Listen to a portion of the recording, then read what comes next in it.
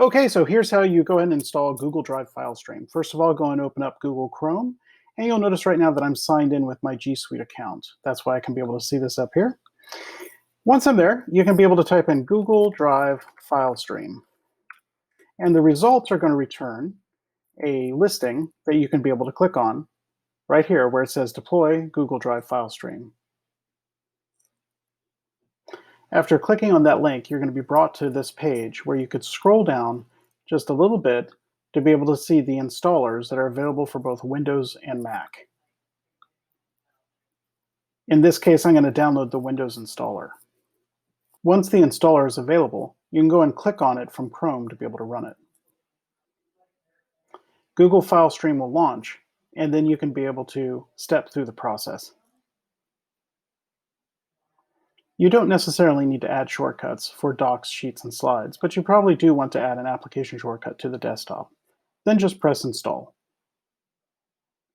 After installation, Google Drive is going to try to get you to log in to your G Suite account.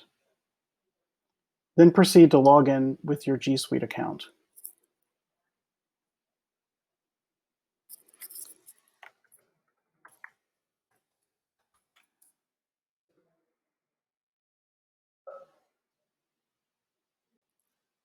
Once authenticated, you'll see that there is a stub that's down here at the bottom inside of your system task tray.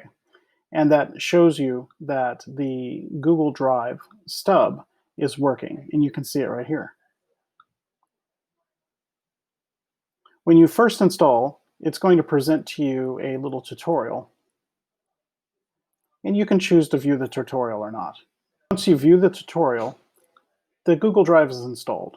You can access it by using File Explorer, where you can see on this PC, there's a Google Drive. And if I go to this PC, you'll see that the drive has been installed here, Google Drive File Stream.